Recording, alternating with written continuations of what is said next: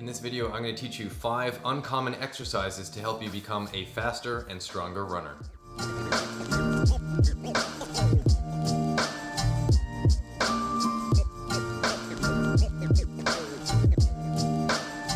Hey guys, John here with JK Conditioning with PodiumRunner.com, and here are 5 uncommon exercises to help you become a stronger and faster runner. These aren't squats, these aren't deadlifts, these aren't lunges. These are exercises that are going to target muscle groups that are necessary for faster running. Now, when running faster, your stride length is longer, your turnover is quicker, the range of motion through your limbs is greater, and we need to tap into muscles that aren't really working at slower paced running. So these exercises are going to target those muscles so that you're going to become race ready. This workout is designed to be performed after a easy run, or if you find that doing 5 exercises in one session takes a bit too long, you can break up this into 2 separate workouts in the week. All right, so the first exercise is going to target your hip flexors. So this is really good for that exaggerated knee drive that's required for faster running. So with this exercise, you're going to get a mini band and you're going to put it around your feet. You're going to go in front of a wall or something that you can lean into. You're going to stand with your feet hip width apart, and what you want to do is you want to brace the abs to bring your ribs down, so your body's going to be in a straight line from your ankles, similar to how you would lean forward when running fast. And what I'd like you to do is brace your abs and then bring your knee just above your hip and hold it for 5 seconds with your toes driving up towards your shins. After 5 seconds, bring your foot down, and then you're going to switch sides. So the goal with this one is to drive your knee as high as you can above your hip and hold it for 5 seconds, again, as you alternate sides. So what we don't want to see is your spine shape changing as you go through the exercise, and you also don't want to do a lot of shifting from side to side. Keep a nice strong position with the leg that's on the ground, and then drive that leg up so that you can try to get the knee above the hip. So the goal here is not to use a very strong band. Use a lighter band so that you can get the range of motion and then hold it for 5 seconds. So for the wall lean deep hip flexor hold, you want to do 8 5-second holds per side, and then you're going to do 3 total sets in this workout. Okay, so the next exercise is called a Glute Sling Activation, and this is one of my new favorite glute activation exercises. To set up this exercise, you need a 3-foot long resistance band. If you have 2 of these, it might make it a little bit easier to set up. So what you would do is you would loop one through the other, and then you would have an extra long band. But we're just going to use one band right now for the demo. So what you need to do is you need to anchor this band somewhere around knee height. So what we'll use my squat rack here. We're going to loop it through. Now this takes a little bit of time to kind of understand how you're going to set up. So what you want to do is you want to face the anchor point. I found this the easiest way to set up. So you're going to face the anchor point, and we're going to loop the left arm through like this. So this is our starting position, and then what you'll do is you're going to turn towards the band and then face away from the anchor point. So once you get into this position, what you want to do is you want to drive your arm back into the band. That will tell you that the left knee has to go up, and then the other arm goes forward like this. So in this nice tall standing position, you can kind of picture me sprinting, and we'll call this the sprinter pose. So from this movement, or from this position, the movement that you're going to do is you're going to go into what I call the start of the race position. So in this position, we're at the start of the race. So the plant leg always stays planted. The lifted leg will step back. The arm that was back will swing forward, and the other arm will swing back. So here's the start of the race position. And then from here, you're going to return to the sprinter position. So once you're at the top position here, you want to bring your knee above your hip as best as you can. You want to keep your toe pulled up towards your shin. And you want to feel the band rotate you. It wants to rotate you this way, but you're going to control your position and your pelvic rotation by squeezing your glute and pushing your hip into the band right here. So that will force my glute to fire up and all the stabilizers, which is great for running. the bottom, I'm getting into my ready position to start a race. And in this position, you'll notice a hinge type movement happen at the hip, which will stretch the glute over the hip joint, which is great for then activating it right here at the top position like so. So I would get you guys to do in this workout 25 reps in a row like this before you switch sides. Okay, so the third exercise is a hamstring focus exercise. So with faster running, sometimes hamstring strains are a little bit more common.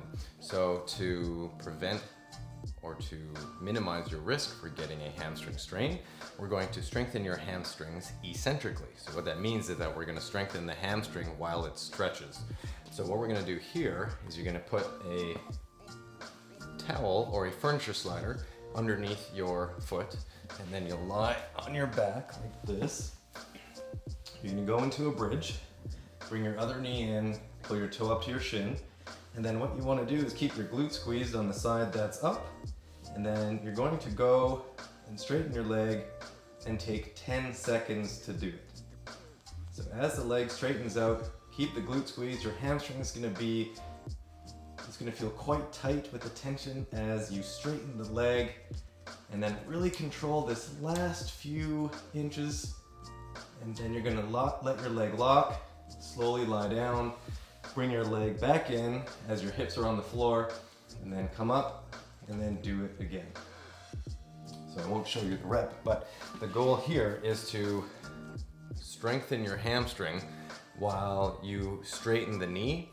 And you'll notice with the last 25% of the range of motion, it's quite tough to keep the movement slow because the hamstring is going to feel like it wants to let go, or just it's quite difficult. So it's common to feel like you want to speed up for the last 25%.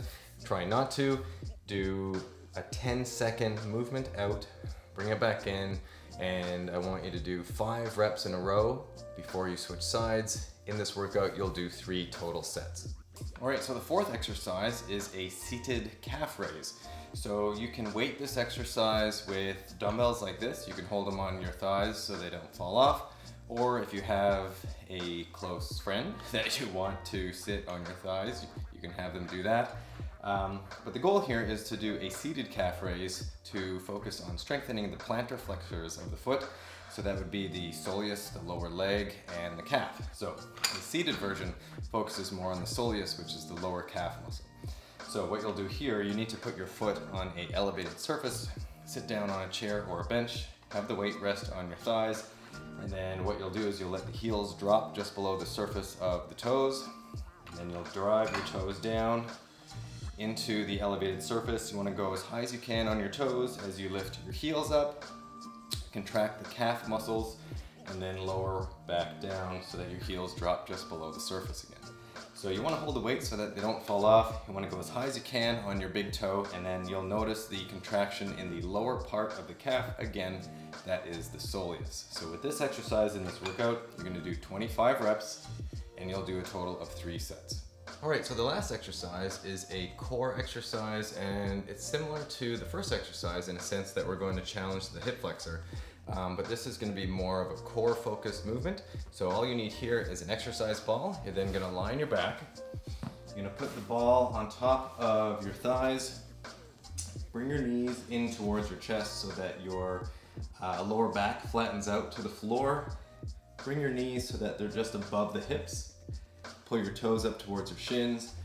And then you're going to sandwich the ball quite strongly in between the top of your thighs and your hands. So you're going to squeeze the ball, and I want you to push your ribs down and activate your abs. You'll kind of notice that they activate automatically.